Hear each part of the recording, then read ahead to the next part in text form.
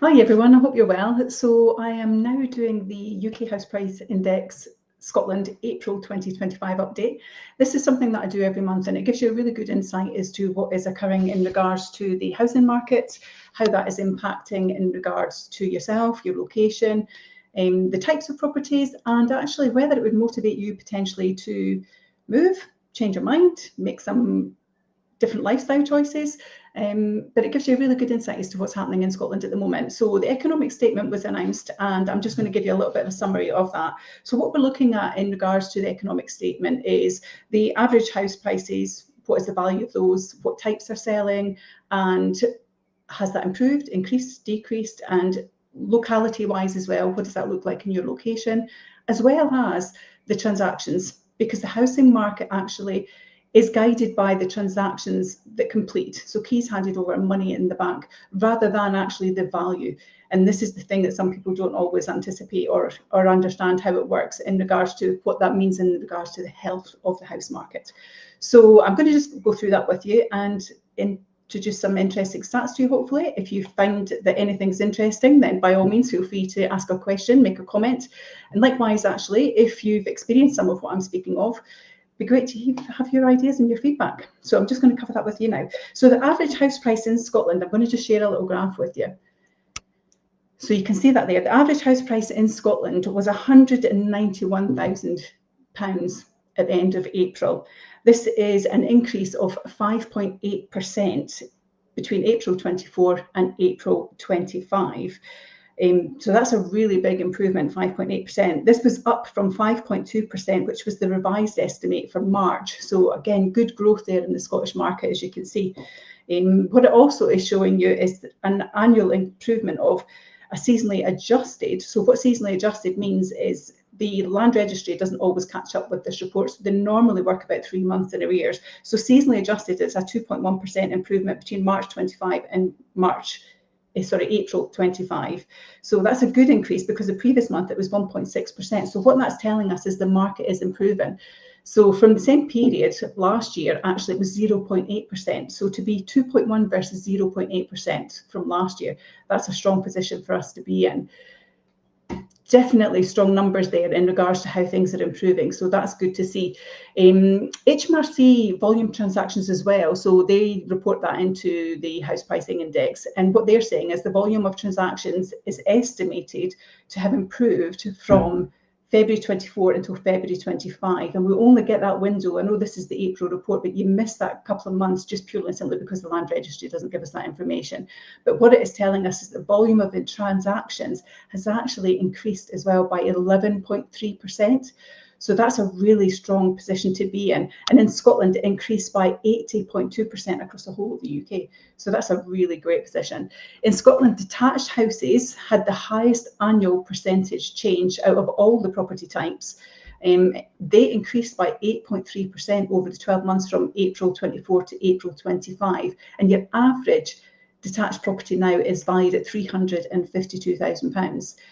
Apartments and masonettes had the lowest annual percentage change. They increased still though by 3.7% in the 12 months from March 24 to March 25. And the average apartment stroke masonette is selling in Scotland at £136,000. But in Scotland, local authority wise, and I will go into more details as we go through this, but except Aberdeenshire, all areas increased in the 12-month period. So that's a good, strong position for Scotland as a whole.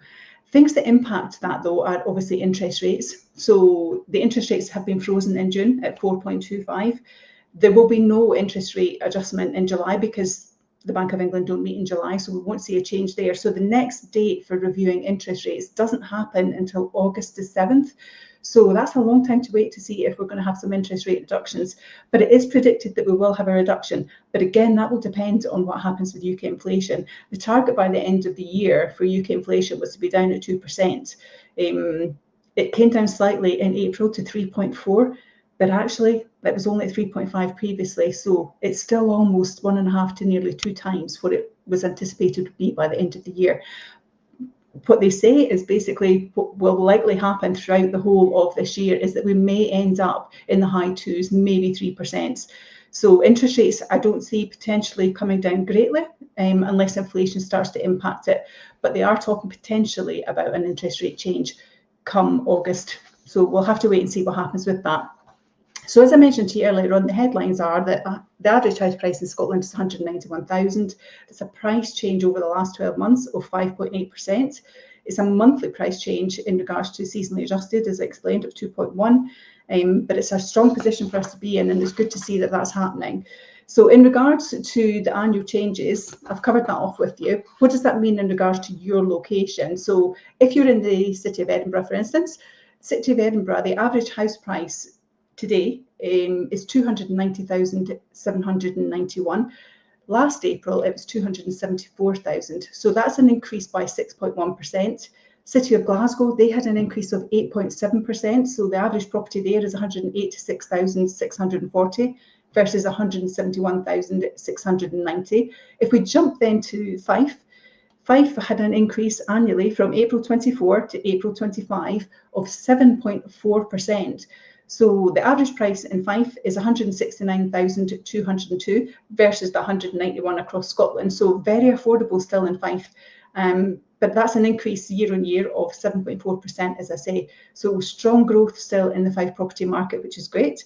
If you then go on to, say, Perth and Kinross, they are sitting at an increase of 3.8%. The average price of property in Perth and Kinross is 219,474. That's an increase from 211,506, but actually is still also about nearly 30,000 higher than the average price of a property in Scotland at 191. So if you're living in those locations, it gives you some good insight as to potentially what's happening with your property in your areas.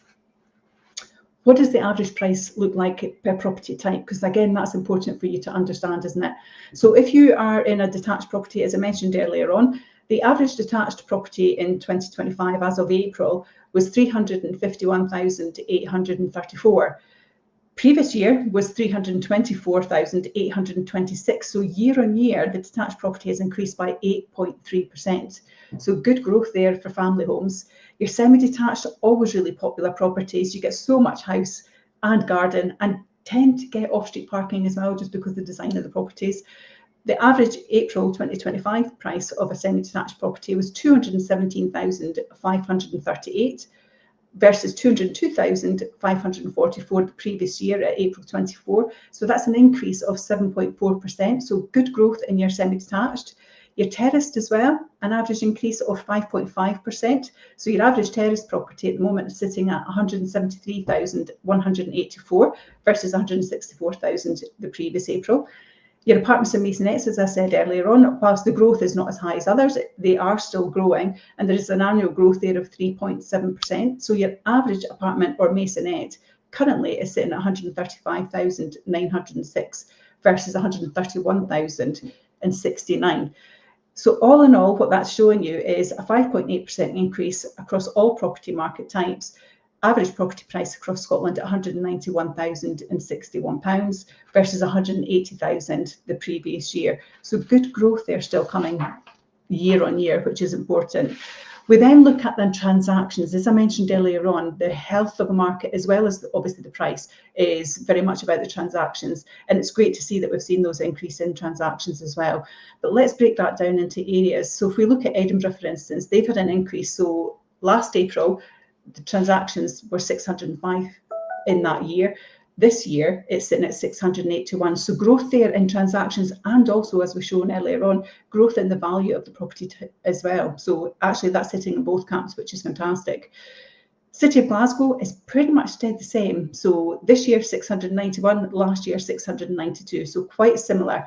If we then jump to Fife, say, Fife, good increases. So last year, 374. At April of 24, April of 25, we're sitting at 418. So again, good growth. So we're seeing steady property coming to the market, and definitely that's what we're experiencing as an agency as well. So not surprising actually that more houses are completing. If we then go on to say North Ayrshire, 206 versus 163. If you look at Perth and Kinross, because we used them as an example earlier, Perth and Kinross transaction-wise, again, really good improvement. Last April was sitting at 138. This April is sitting at 171. So again, you're getting good transaction increases there.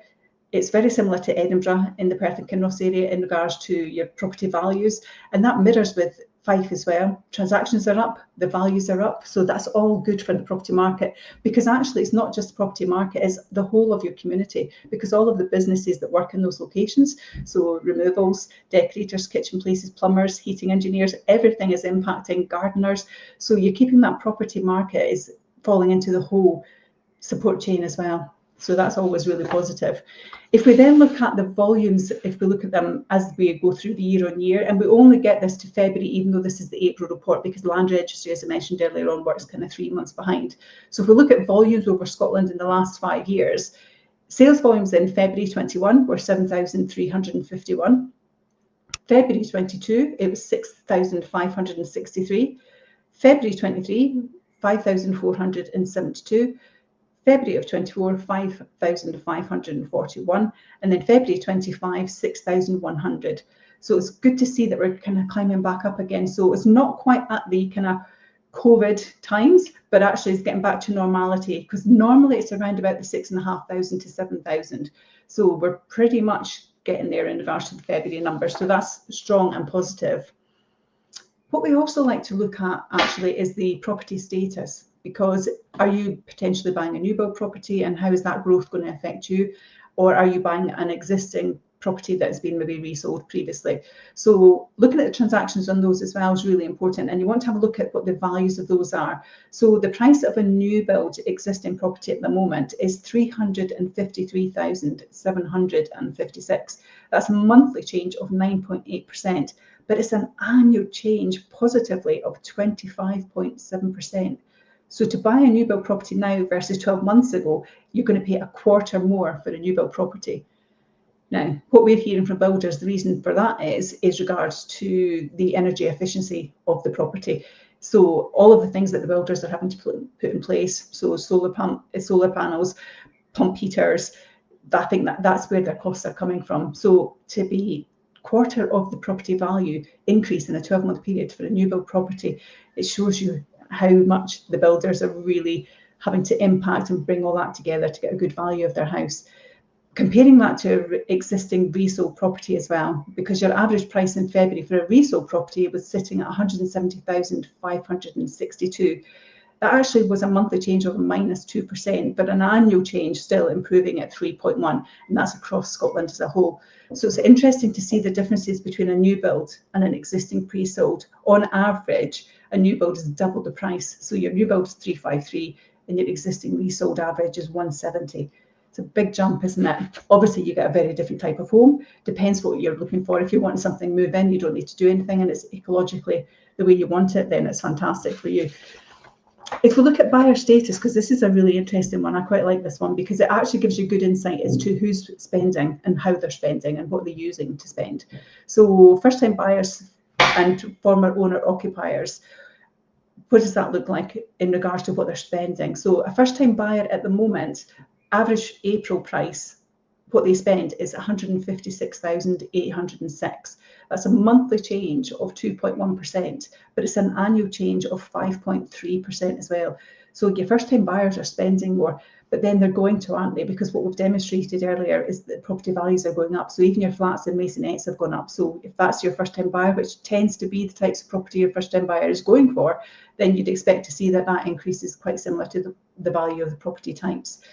If we then look at former owner-occupiers, what they're looking at is an average property price of 238,347. That's a monthly change of 2.1%, exactly the same as your first-time buyers, but an annual change of 6.2%.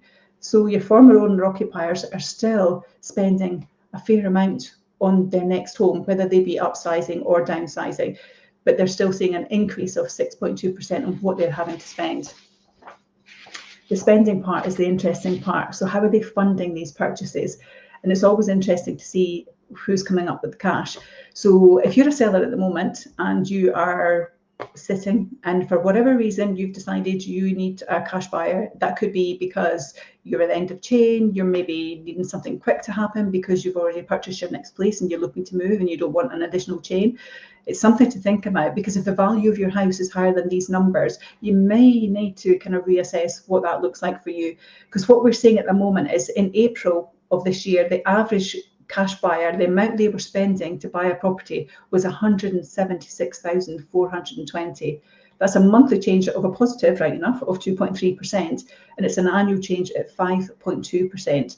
But £176,420, if your property is a higher value than that, then you may need to be speaking with your agent and discuss, what does your buyer actually look like in today's market? Because it could be that actually you need to adjust what your plan is. If someone is buying on a mortgage, we're seeing the average mortgage April of this year, £198,750. So just short of 200,000 basically on a mortgage. So that's a monthly change of 2%, but it's an annual change up 6.1%.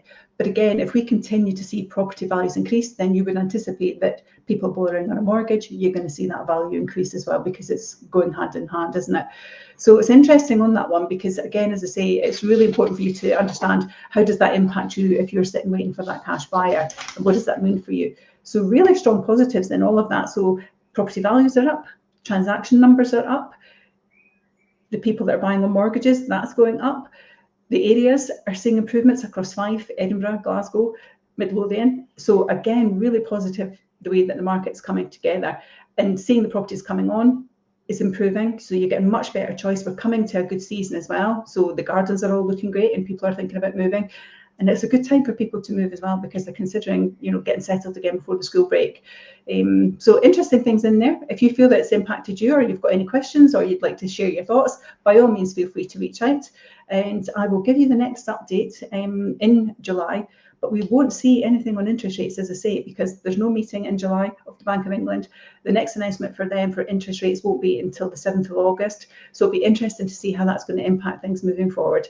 And thank you very much for your time. It's Perrie at Fife Property TV. Take care. Bye-bye.